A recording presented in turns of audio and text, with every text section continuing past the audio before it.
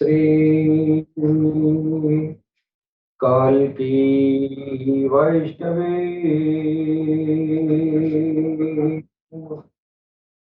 ओम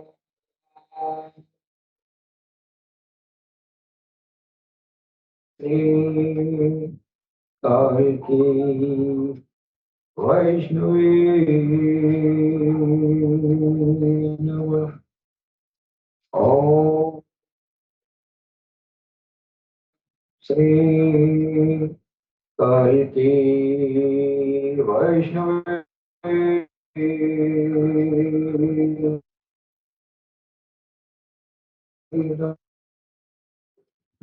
सबसे पहले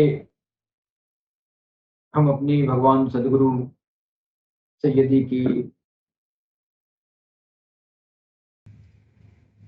मैं अपने सुनने वाले सभी भाई बंधुओं को सबको मैं सर नवाकर पुनः मैं प्रणाम करता हूँ।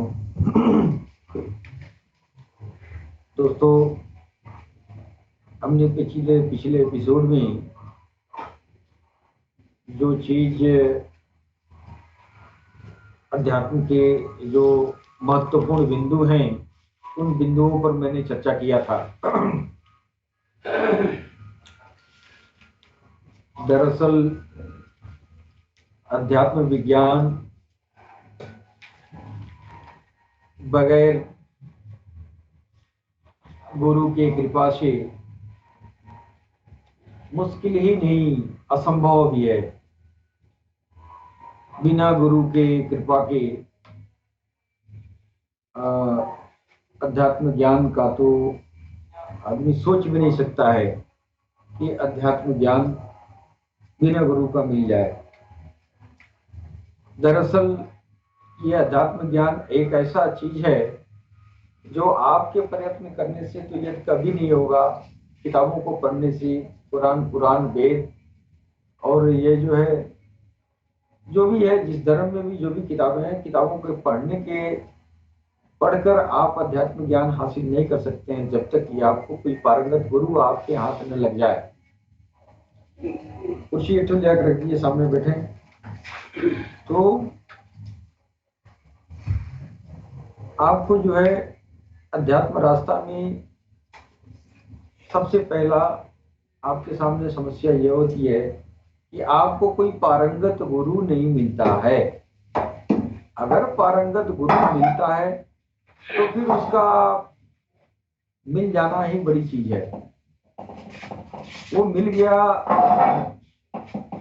तो समझ जाए कि आपका वो अध्यात्म ये जो है ज्ञान आपको मिल ही जाएगा।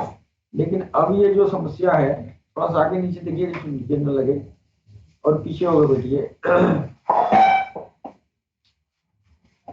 जब तक गुरु नहीं मिला तब तक जो है असंभव है। अब असल गुरु, वो पारंगत गुरु की तलाश करना जरूरी है। अब तो जीवन भर तलाश कीजिए। अब आजकल तलाश गुरु की तलाश नहीं की जाती है। आज के जमाने में क्या गुरु को कोई तलाश कर रहा है? तलाश नहीं हो रहा है। गुरु को लोग सुन रहे हैं कि फलाने गुरु जी हैं, उनके बहुत शिष्य हैं, फिर वही पक्के गुरु हैं। यही जो भी इंसान के पास तो कोई कसौटी है नहीं कि ये जान पाए कि गुरु की तलाश हम कैसे करें।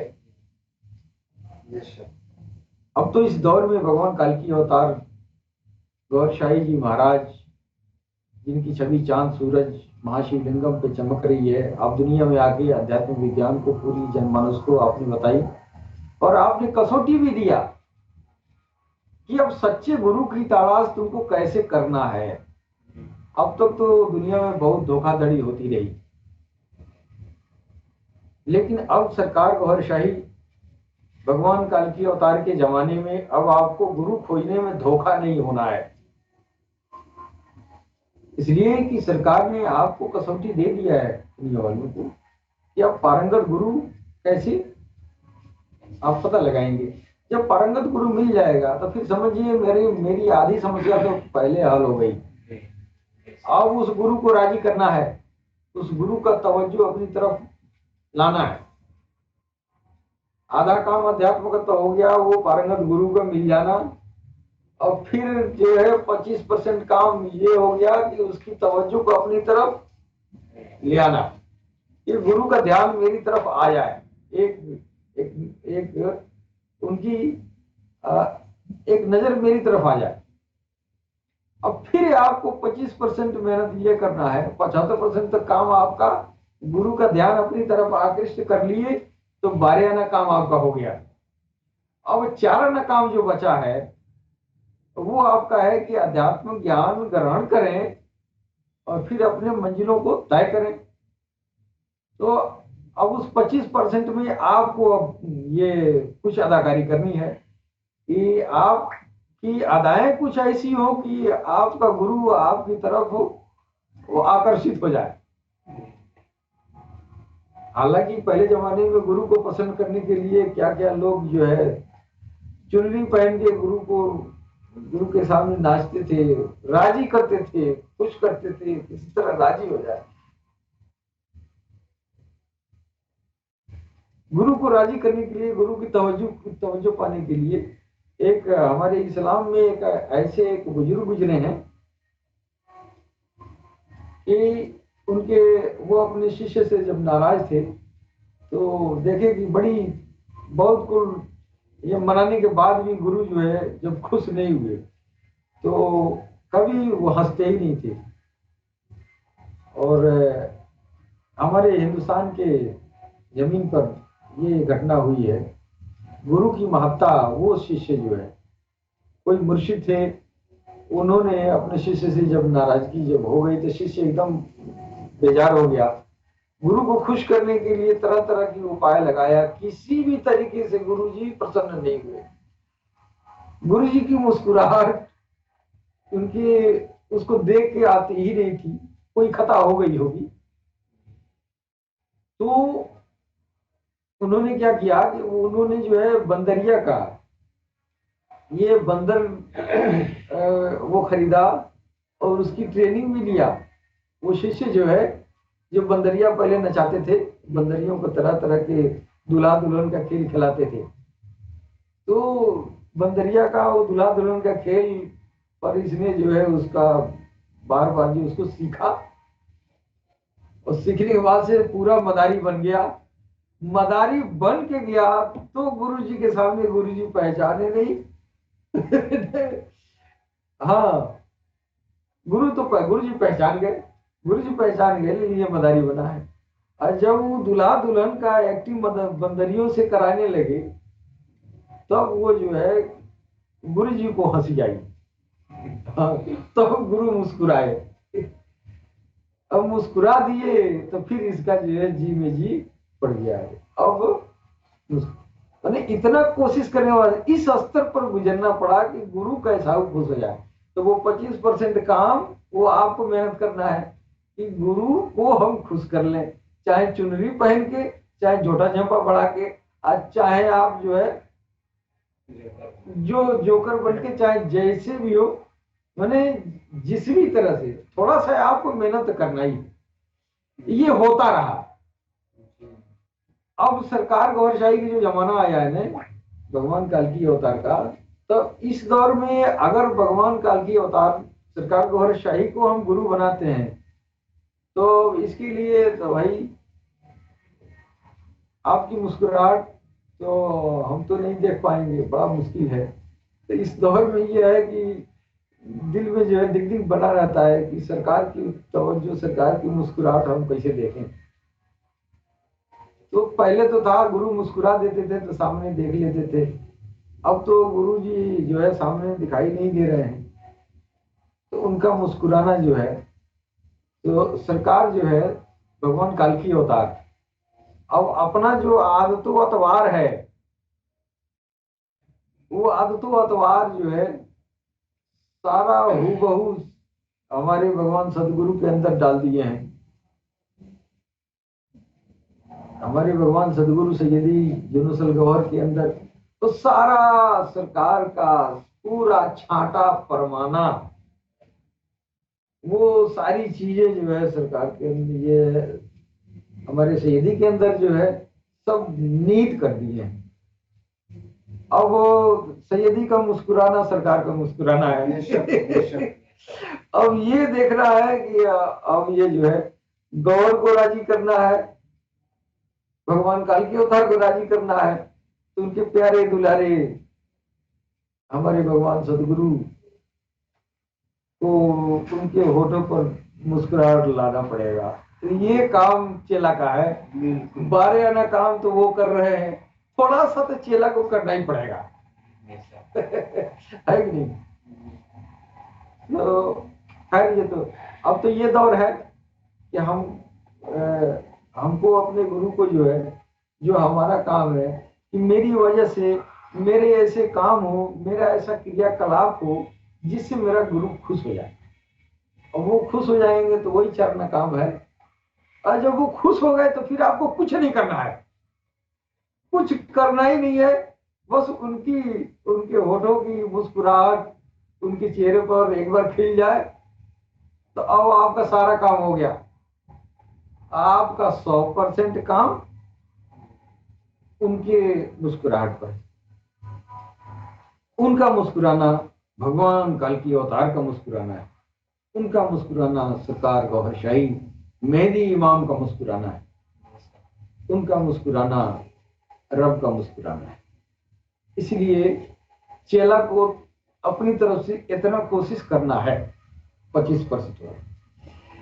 अब जो पारंगत गुरु होता है, वो पारंगत गुरु करता क्या है अपने शिष्य के साथ। मैं पिछले एपिसोड में बताया कि वो जो सच्चा गुरु है वो अपने दिल से जो है एक ज्योति की तार जो है शिष्य के दिल की तरफ भेजता है, और वो उस तार के जरिए, वो ज्योति की एक पुंज है, उस पुंज के जरिए गुरु अपने शिष्य को ये ज्ञान अर्पण करता है। अब लोग ज्ञान का मतलब क्या समझते हैं? ज्ञान का अर्थ ये लोग समझते हैं किताब में जो बातें लिखी गई हैं उसको व्याख्या कर देना, ये ज्ञान है। या आपका बॉडी कॉन्स्टिट्यूशन है, इसमें जो है आपका बॉडी ये स्पिरिचुअल स्ट्रक्चर है, जैसे कि ये जो है इंद्रियां हैं, चक्राज हैं, लताइफ हैं, ये सब बॉडी का जो है ये एक आध्यात्मिक संरचना है। ये आध्यात्मिक संरचना भी जान लेना ये भी ज्ञान नहीं है। अगर कोई चेला अगर जान भी गया कि ये इधर कल्ब है, रूह है, श्री है, खपी है, अप्पा है, ये चक्र है, वो चक्र है, ये मणिपूरक है, तो ये जो है मस्तिष्क चक्र है, तो ये है मस्तिष्क कमल, हृदय कमल है, ऐसा है वैसा है, ये भगवान का नाम ऐसे लिया जाता वैसे लिया जाता, ये भी वो ज्ञान नहीं है। आपने किताबों में लिया तो आप जान जाएंगे, तो फिर गुरु की महत्ता क्या रह जाएगी? गुरु जो है आपसे जो वो तार जोड़ता है, तो आपको अपनी नजरों से, अपनी नजरों की ज्योति से आपको पवित्र करता है। जब आपको पवित्र करता है ना, जब आपका शरीर, आपका जिस्म, आपका दिल, जिस्म तो नहीं, जिस्म तो नहाने से पवित्र होता है, लेकिन दिल जो है और नाभि आत्मा जो राक्षसी आत्मा मेरे अंदर बैठी है, वो जो है गुरु के दिव्य नेत्र होता है, उसके नेत्र से जो ज्योति पुंज निकलती है, उस ज्योति पुंज के जरिए वो पवित्र होता है। अब पूरे शरीर को धोने के लिए आपको जो है पानी से धोना पड़ेगा, आपको नहाना पड़ेगा, लेकिन दिल को धोने के लिए पानी होने से नहीं धुलेगा, न वो किताब पढ़ने से धुलेगा।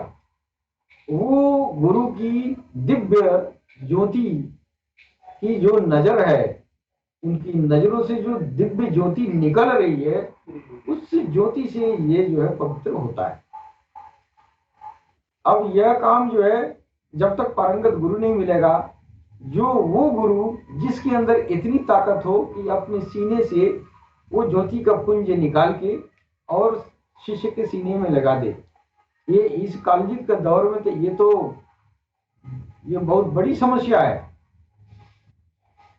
ये ज्योति का पुंज क्या है? ये ज्योति का पुंज बहुत पहले से शुरू में जब अध्यात्म विज्ञान इस धरती पर लाया गया, तो सबसे पहले भगवान शंकर देवादिदेव महादेव के द्वारा स्वर्ग से ईश्वर ने उनको जो है अता किया, और वो जो है इस धरती पर यही वो ज्योति पुंज है, यही ज्योति पुंज जोड़ कर भेजा, ठीक नहीं।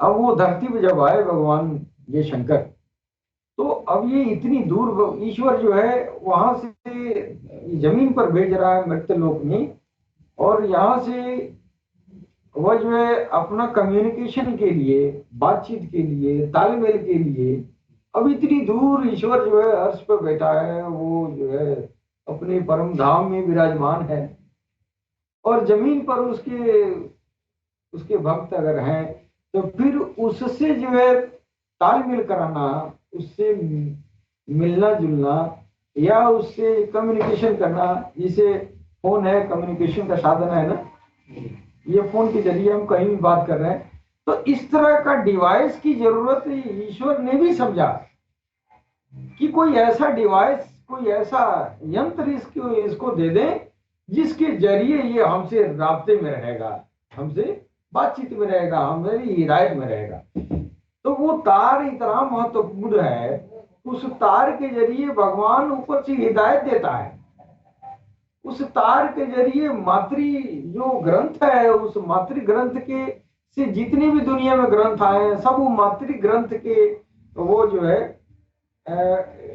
सारा किताब ये वहीं से आया है। जितने ग्रंथ दुनिया में जो लीगल है, लीगल का मतलब है कि जो ईश्वर के तरफ से हैं, वो सारे वो ग्रंथ माता उसको बोलते हैं, ग्रंथ माता है, मातृ ग्रंथ। मातृ मीन्स भी माता होता है, तो उसको ग्रंथ माता। हमारे मुसलमान भाई उसको जो है उसको क्या कहते हैं, लोहे महफूज। लोहे महफूज वो एक ऐसा किताब है, सारे किताबों की माँ है। वो वहां से जो इल्म जो है ईश्वर सारा ग्रंथों का इल्म दुनिया में उसी के जरिए भेजा है, और उसको भेजने का वो तरीका नहीं है कि वहां से किताब उठा के नीचे गिरा दे। अब आमतौर से हमारे हिंदू भाई तो मुसलमान भाई कहते हैं, अरे कुरान कहते हैं आसमान में से आया है, वो तो आसमान में से छप के कहीं गिरता है। हमने बहुत सारी बातें ऐसे मैंने सुना है, या हम भी पहले यही समझते थे कि हमारे मुसलमान भाई कहते हैं कि आसमान में से किताब है आया है। तो आसमान में से किताब आया, तो हम लोग यही समझते थे कि ये किताब कंपनी ऊपर है कहीं मशीन, और छापों के बदले गिरा दिया। तो ये तस्वर हमारा भी था बचपन में, ये ख्याल जो है मेरा भी था, और आज बूढ़े बूढ़े लोगों का भी है। आज हमारे सनातन धर्म के कुछ पुरानिया लोगों का भी है, पढ़े लिखे लोगों का भी यही ख्याल है, ये प्रोपेगेंडा रचे हैं सब कि किताब ऊपर से वो गिर गया। नहीं, ये लोगों को ये आध्यात्मिक इल्म तो है नहीं कि जाने, बस झगड़ा का जोर समझते हैं, कुछ न कुछ खोद देंगे और झगड़ा शुरू हो जाएगा। नहीं, हमने देखा है अच्छे अच्छे पढ़े लिखे ब्राह्मण देवता लोगों का भी इस तरह का बयान करते हुए, अरे अरे मियाँ लोग कह लगे ऊपर से बादल गिर गया। अरे गिर नहीं गया भाई, वो गिरने का तरीका है, वो तरीका वही तरीका तेरे पास भी है, वही तरीका उसके पास भी है। ये भगवान का तरीका है। कैसे? वो जो ज्योति की तार है ना, उस तार के जरिए वो सारा इल्म नीचे भेजता है। अब शुरू हुआ हैरत आदम सफीउल्लाह से, जो हमारे देवादिदेव महादेव भगवान शंकर हैं। ये पहला ये तरीका जो है अध्यात्म धरती पर लाने के लिए पहले भगवान शंकर को भेजा गया, और यह तार जोड़ा गया उनसे, और उसी तार के माध्यम से वो ज्ञान भी आता रहा, वो ज्योति आती रही, वो रोशनी आती रही, रोशनी के शक्ल में वो ज्ञान आता है, वो अक्षर रोशनी के शक्ल में आता है, और दिल में वो जो है लिपिबद्ध हो जाता है, दिल में लिपिबद्ध होता है। दिल की भी अपनी मेमोरी है, दिल की भी अपनी मेमोरी है, उस मेमोरी में वो जो है वो सेव हो जाता है। अब आप देखिए कैसे सेव होता है कि जो ऋषि भी थे, जो वेद लिखने वाले, उस जमाने में इतना वो पाठशाला नहीं था कि जाके पढ़ के बहुत बड़े विद्वान हो गए और बैठ के लिख दिए,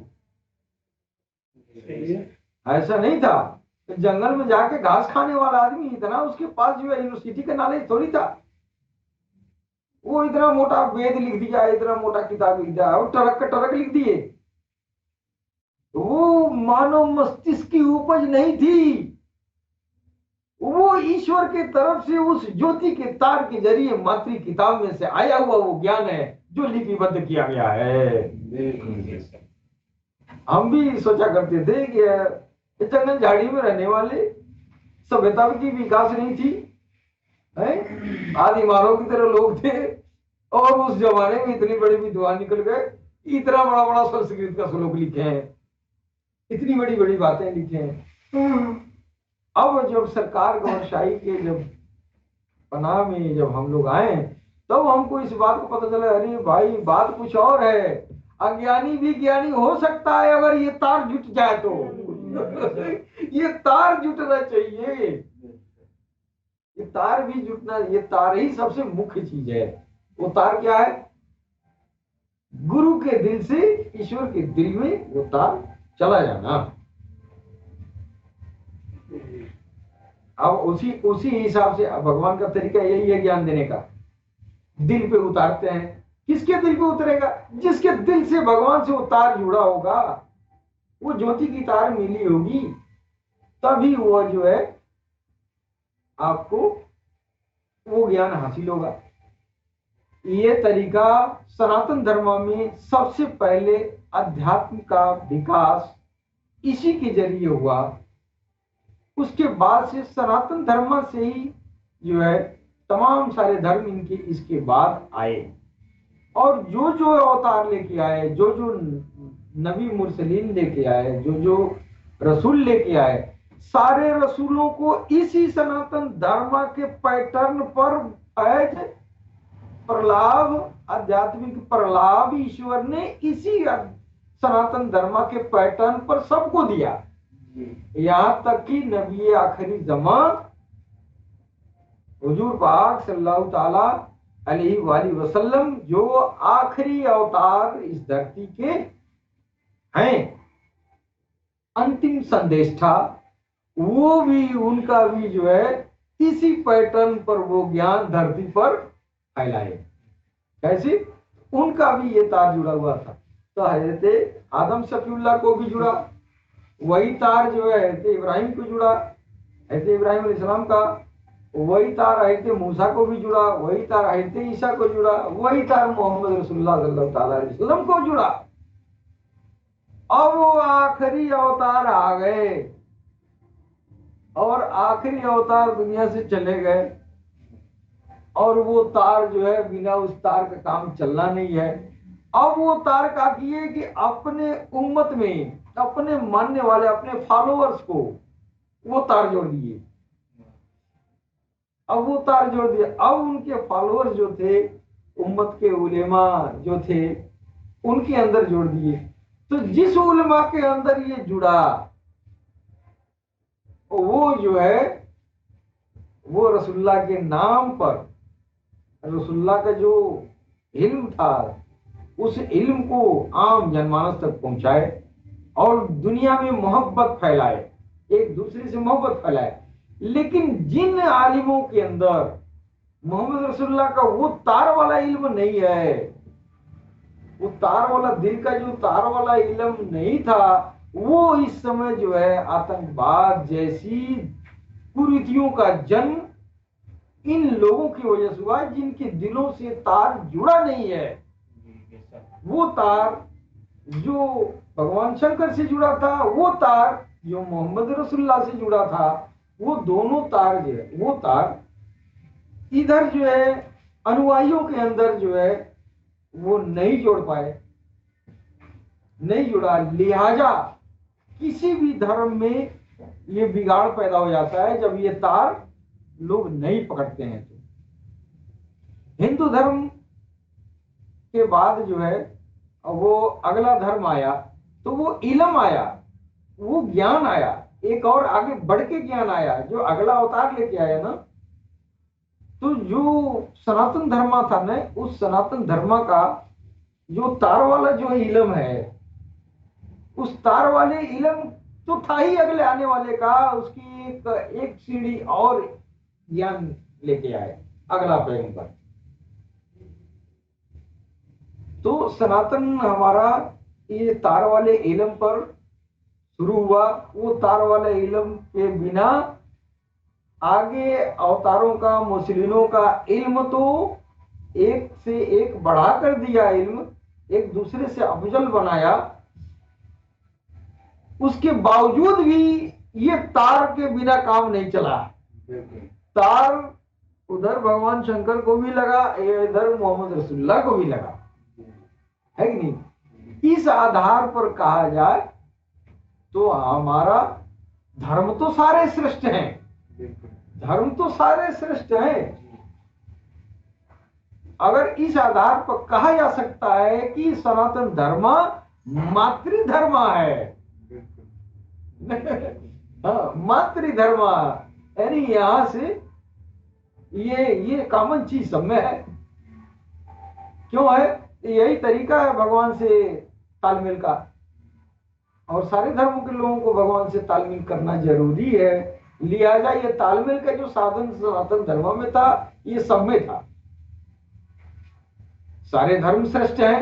क्यों श्रेष्ठ हैं? जिस धर्म में ये विशेष प्रयोजन ईश्वर की तरफ से है कि सब काम एक तरफ, ये हमसे हमारे कमांड में रहना एक तरफ, तुमको सेवित करना ये जरूरी है, तुमको खिलाना पिलाना जरूरी है। जैसे एक परिवार में मुखिया है, मुखिया जो है परिवार वालों के सारे खताओं को वह जो है माफ कर देता है या सजा देता है, अलग बात है, सजा भी देता है, फिर भी उसको खाना खिलाता है।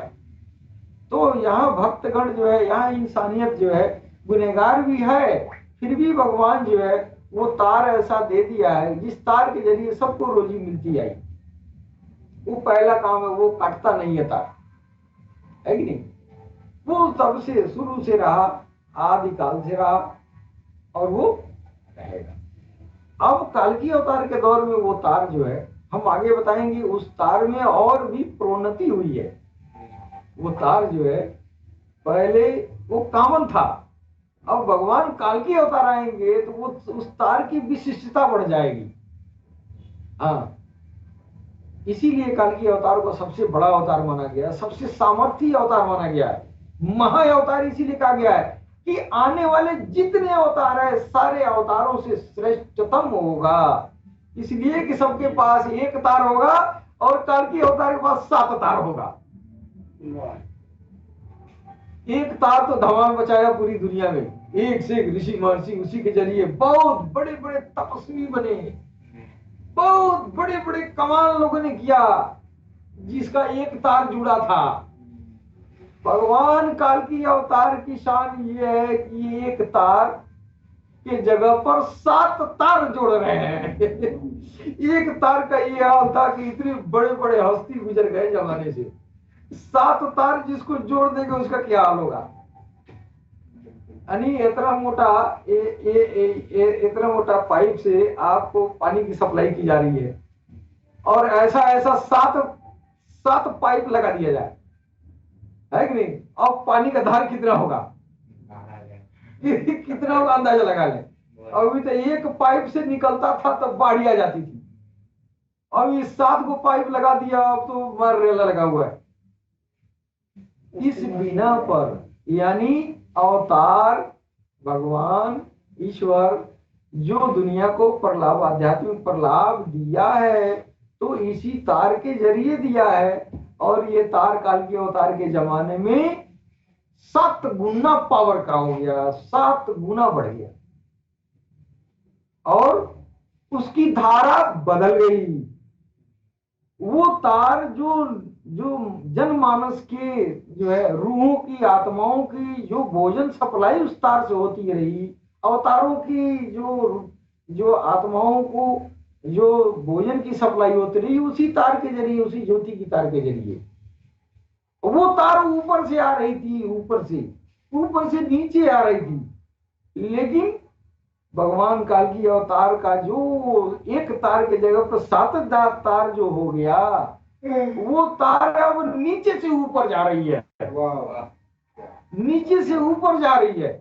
अब उसमें फायदा लेने वालों में खुद भगवान भी है, खुद ब्रह्मा विष्णु महेश भी आ गए, इसलिए महाअवतार कहा गया। क्यों महाअवतार कहा गया? उसके जैसा कोई अवतार है ही नहीं है ना। एक तो हलचल मचा दिया पूरी दुनिया में ना। आज भी जो है उस एक तार का जो है सच्चाई सुन के देख के पता न कितना लुट गए लोग, कितना कट गए दुनिया वाले। और उस असली तार के नाम सुन के पता न कितना नकली तार लोग पकड़ लिए। और नकली तार पकड़ लिए तो भ्रष्टाचार बढ़ गया पूरी धरती पर। पूरी धरती पर भ्रष्टाचार बढ़ गया। पता नहीं आप मेरी बात समझ पा रहे हैं कि नहीं? ये तार वाली बात तो कर रहे हैं, समझ रहे हैं। इसी दूसरा कोई उपमा ही हमको नहीं लग रहा है कि हम आपको क्या उपमा दे उस तार का। वो तार, वो समझिए वो जीवन रेखा है। हाँ, जो जिस तार के, जिस ज्योति के जरिए इंसान का कल्याण होता है।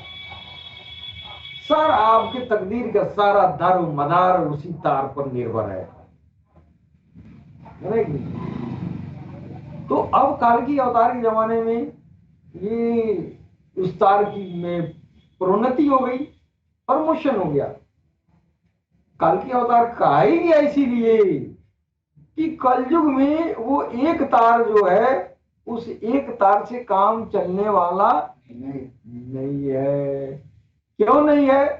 तो इतने ज्यादा पातकी दुनिया में हो गए, इतने पातकी कि अब उस तार को पकड़ना भी भूल गए। उस एक तार को पकड़ना भी भूल गए। अब इस दौर में जो है एक तार कहां जाएगा, लिहाजा वो तार भगवान खींच लिया। कहा कि अब ये एक से काम नहीं चलने वाला है ना। अब वो महा भगवान काल की अवतार धरती पर जाएंगे पूरी इंसानियत को। अब एक तार जो है, अगर वो हिंदू में रहा तो हिंदू फैजियाब होते रहे, मुसलमान में था तो मुसलमान होते रहे, यहूदियों में था तो यहूदी फैजियाब होते रहे हैं। अब वो आजकल संसाधन का जमाना है, तो संसाधन ऑलरेडी जब भगवान के पास आई है तो क्यों जो है जो काम जो है एक झटके में होना है वो क्यों धीरे धीरे होगा। हमारा दिमाग तो इतना तेज चलता है इस कलयुग में कि कोई काम जो 1 मिनट में होने वाला था वो अब 1 सेकंड में हो रहा है। एक मिनट का वो 10 आदमी मिलकर करते थे, वो अकेले कंप्यूटर कर रहा है। और इस कंप्यूटर के युग में अगर हम जो है 10 आदमी को उसमें बजा दें उस काम में, तो हम होशियार थोड़ी कहे जाएंगे, जो महामूर्ख है यार। ये तो जो 10,000 खर्चा कर रहे हैं वो तो 2 रुपए खर्चा करने में काम हो जाएगा। ये टेक्नोलॉजी है ना, हमारा टेक्नोलॉजी इतना आगे हो गया तो भगवान का टेक्नोलॉजी हमसे पीछे होगा क्या? हम भगवान हमसे पीछे क्यों रहेगा? भक्तों का ये हाल है कि कंप्यूटर का जमाना है, यहां से तस्वीर भेजता है वहां चला जाता है। अब यहां से भेजिए दुनिया किसी को नहीं, सब 1 सेकंड में बस इधर क्लिक किए और वो तस्वीर जितना लोगों को भेजना चाहेंगे सब दे चला गया। क्या भगवान की तस्वीर नहीं आ सकती कि सर दे? है भगवान की छवि, भगवान की छवि दिल में एक ही साथ सारे लोगों के अंदर घुस सकता है। क्यों? ये तो विश्वास करना पड़ेगा ना। पहले जमाने में तो ऐसा नहीं था, इसलिए हम जानते नहीं थे ये फंक्शन, जानते हैं ऐसा हो भी सकता है। लेकिन हम ऐसा कर सकते हैं तो भगवान क्यों नहीं कर सकता है जी? नहीं कि नहीं? इसीलिए इस दौर की मांग थी, इस दौर की जरूरत थी। अब एक ज्योति की तार घूम घूम के काम नहीं करेगी, इसलिए कि अब खर्चा ज्यादा है। अब खर्चा ज्यादा है, अब दुनिया में पातकी लोग ज्यादा हैं। पहले तो आम जनमानस पातकी थी, अब तो संत का भेष पकड़ के भी पातकी काम हो रहा है। अब इस समय वो जो है ये तार से काम नहीं चलेगा। अब उस संत में जो है वो सातों तार जोड़ दिया जाए। अब उससे जो सट गया वो सब के सब वो प्रलाभित हो जाएंगे। तो हम इस तार की महत्ता को मैं आगे ये जो है बताना चाहता हूं कि दरअसल जो है जो शिष्य होता है वो गुरु के पास जाता है तो उसका खास मकसद जो है उसका यही होता है कि वो तार जुड़ जाए। अब यहाँ शिष्य को पता नहीं है कि हम गुरु बना रहे हैं तो क्यों बना रहे हैं, इसको पता नहीं है। अब चेला जो बना रहे हैं वो गुरु जी को खुद पता नहीं है कि क्यों हम चेला बना रहे हैं, है? गुरु जी चेला बना रहे हैं, अपना लाठी तैयार कर रहे हैं, है? चेला गुरु इसलिए बना रहा है कि आरे गारे इनका लाठी काम करेगा। और गुरु चेला के बीच ये तो था नहीं ना, ये तो लाठी की तैयारी हो रही है, अपना जनमानस अपनी जनसमूह तैयारी कर रहा है। अलग अलग गुरु जो है तथा कथित गुरु अपना अपना जनसमूह तैयारी कर रहा है और बड़े शान से कहा जाता है मेरे फॉलोअर इतना करोड़ हैं, मेरे फॉलोअर इतना करोड़ हैं। अच्छा, किस फॉलोअर से आपने अपने दिल से और फॉलोअर के दिल में जो है तरंगे जोड़ा है? किस फॉलोअर के अंदर आपकी आवाज आती है? कौन सा फॉलोअर आपको जब चाहे तब आपसे कांटेक्ट कर ले? नहीं नहीं, अपॉइंटमेंट लेना पड़ेगा मिलने के लिए, अपॉइंटमेंट लेना पड़ता है। नहीं, अपॉइंटमेंट लेना नहीं, तेरी अगर रूहानी जरूरत है तो फिर ऐसे सर झुकाया तो वो तार जुड़ा हुआ है, गुरु जान लेता है। हाँ बोल, क्या बात है? हमारे ऐसे तमाम सारे ऐसे लोग हैं हमारे MFI के प्लेटफॉर्म से, मैंने सुना है ये ऑनलाइन लाइव जो चलता है, बहुत सारे लोग ऐसे करते हैं कि हमारे भगवान सदगुरु से कि आप जो कह रहे थे, हम जो कह रहे थे, हम सोच रहे थे कि आपसे पूछें, अभी मैं विचार किया तब तक वो जवाब आपका मिल गया। मेरे साथ खुद ऐसा होता है, जिस दिन जिस मसले पर हम लोग जो है बैठ के 4 आदमी, आप तो देखते ही है ना, जिस दिन हम लोग कहेंगे कि ऐसा बात ये जो है मालिक ऐसा बात नहीं कह रहे हैं, ऐसा बात होना चाहिए और ये बात ये हमारी जरूरत है इस बात की, वो सुबह भोर में महफिल वो बात हो जाता है। मेरे को नहीं होता है, दूसरे को होता है, मेरा जवाब मिल जाता है। ये है तार की कमाल। ये तार बता दिया ने, जाके बता दिया कि ये तो ये सवाल किया है, गुरु के मेमोरी में वो जाके बढ़ जाता है। हाँ, और गुरु जी जब बोलने लगते हैं तो गुरु जी वो मेमोरी अपने आप सेटिंग करके वो बोलवा देता है। है कि नहीं? ये ऑटोमेटिक सिस्टम है, ऑटोमेटिक सिस्टम है ना, ये विज्ञान है। विज्ञान किसे कहते हैं? विशेष ज्ञान को।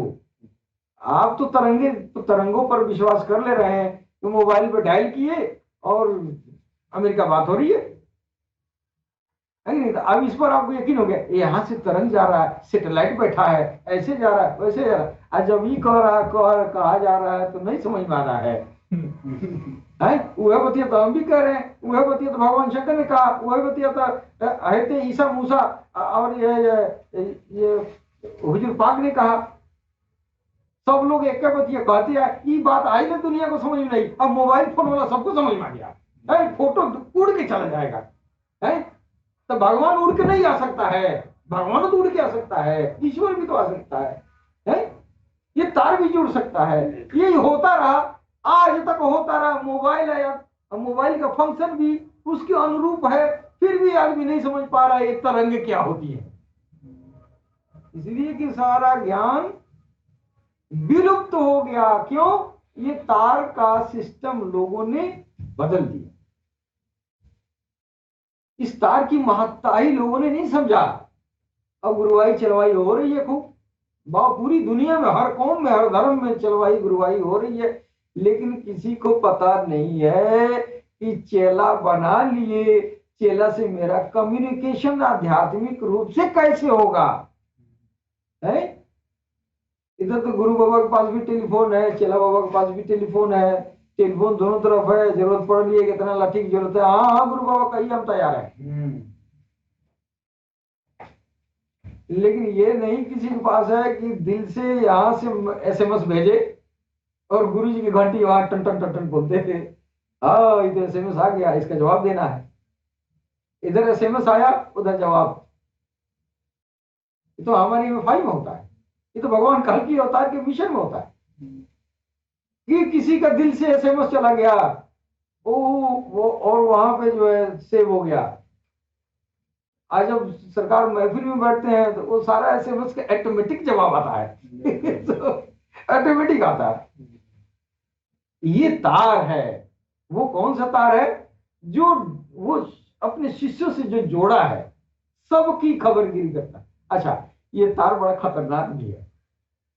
हाँ, ये तार खतरनाक भी है कि गुरु की नजरों में आ गए और गुरु वो तार जोड़ दिया तो भगवान तो माफ कर देता है नहीं,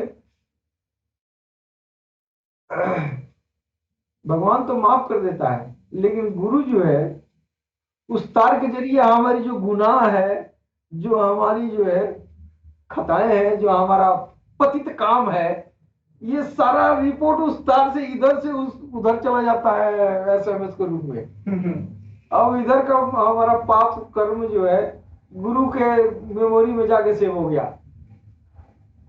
अब वो जो है मुंह मोड़ लेगा तो सब कार गोबर गोईठा, तो हम किसी लायक नहीं रहे। इसलिए ये खतरनाक है कि मेरी अच्छाई के साथ बुराई चली जाएगी वहां। तो गुरु इसीलिए, भगवान इसी तार को देखता है। जब जब भक्त गणों को जब ईश्वर देखता है ना, तो वो उसका चेहरा मोड़ा नहीं देखता है, मुंह नहीं देखता है कि वो कैसा है, कितना दाढ़ी बढ़ाया है, कितना बड़ा जट्टा बढ़ाया है।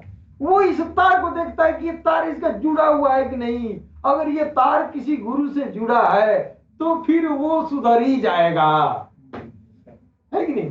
ये इसलिए ये गुरु और शिष्य की परंपरा में ये ईश्वर से जो तार ये गुरु और शिष्य के बीच में है, वो गुरु से ईश्वर से जुड़ा है और गुरु से शिष्य का भी जुड़ गया। वो ऊपर से आया तो फिर गुरु से मेरे पास आया, ये रास्ता सीधे भगवान तक जाता है। फिर बाद में इसकी तरक्की जब परवरिश कर लेता है, जब हाथ पैर हो जाता है उड़ने के लायक, तब गुरु क्या करता है, इसको चीज से छोड़ा के ईश्वर से जोड़ देता है। अब आप और ईश्वर के बीच की वो रास्ता होती रहेगी, कम्युनिकेशन होती रहेगी। ये गुरु करता है, इसके लिए जो है जीव जान सब निछावर किया जाता है ऐसे गुरु पर। तो ये गुरु शिष्य बनाना, ये परंपरा के ये लोग जो बना लिए, ये परंपरा नहीं है भगवान शंकर का परंपरा। वो जो है ज्योति के तार के जरिए जो संपर्क साधन था, उस साधन को जोड़ना, उस साधन को उपलब्ध कराना, ये गुरु चेला गुरु शिष्य का ये जो है परंपरा है, असल परंपरा। अब तो लोग बदल दिए हैं और फिर इस परंपरा को जिंदा करने के लिए भगवान कल की अवतार राघव शाही जी महाराज फिर इस दुनिया में आए हैं और हमारे अल्लाह टीवी के प्लेटफॉर्म से इस तार को एलानिया जोड़ा जाता है।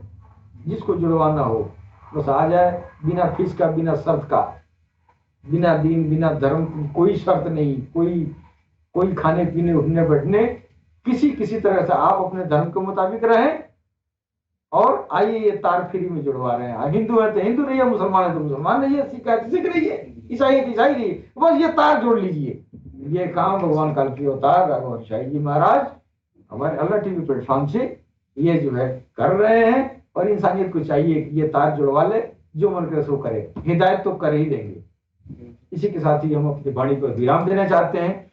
तब तक के लिए अगले एपिसोड में इस पर मजीद आगे और चर्चा होगा। तब तक के लिए हम आगे चाहते हैं। गौर से मरहबा, नमस्कार, सत श्री अकाल, राम राम।